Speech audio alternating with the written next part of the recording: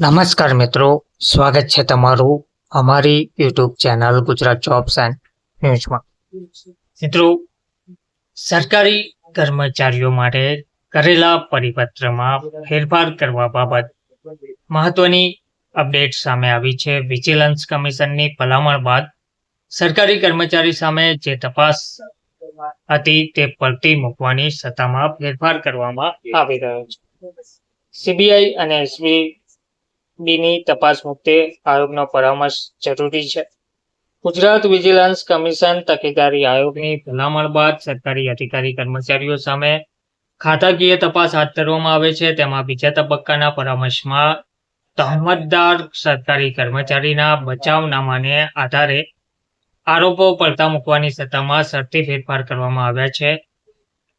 સામાન્ય વહીવટ વિભાગે તાજેતરમાં જ 2019નો પરિપત્ર રદ કરી નવી સૂચના જારી કરી છે.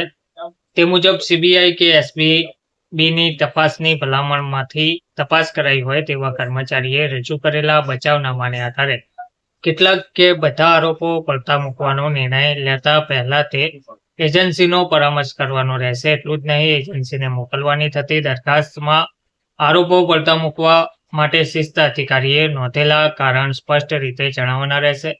જોકે આ એજન્સીઓની તપાસને આધારે તકેદારી આયોગની ભલામણ મળી હોય તેવા કેસમાં તહોમતદારે રજૂ કરેલા બચાવનામાને આધારે અમુક કે બધા આરોપો પડતા મૂકવાનો નિર્ણય લેતા પહેલા સંબંધિત એજન્સીઓ સાથે પરામર્શ કરવાની જરૂર રહેશે નહીં. તે તબક્કે માત્ર તકેદારી આયોગનો પરામર્શ કરવાનો જ રહેશે.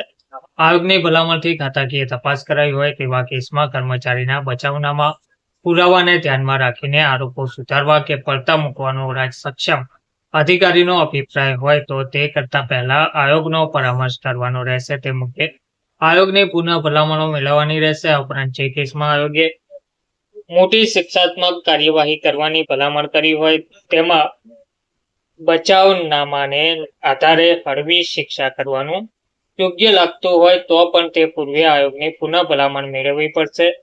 તો મોટી શિક્ષાની ભલામણ હોય તેવા કિસ્સામાં આયોગને બીજા તબક્કાનો પરામર્શ કર્યા બાદ જ હુકમ કરવાના રહેશે. જો આધારિત આક્ષેપિત સરકારી કર્મચારીના કિસ્સામાં કોર્ટના ચુકાદાને આધીન તપાસ પડતી મૂકવાનો નિર્ણય શિસ્ત અધિકારીના કિસ્સામાં લેવામાં આવે તો તકેદારી આયોગનો પરામર્શ કરવાની જરૂર રહેશે નહીં, પરંતુ જાણ કરવાની રહેશે. તેવી જ રીતે નાની શિક્ષાની ભલામણ બાદ કર્મચારીના બચાવનામાને આધારે તેને દોષ મુક્ત કરાય કે તપાસ પડતી મુકાય ત્યારે પણ આયોગનો બીજા તબક્કાનો પરામર્શ કરવાની જરૂર રહેશે નહીં. ધન્યવાદ.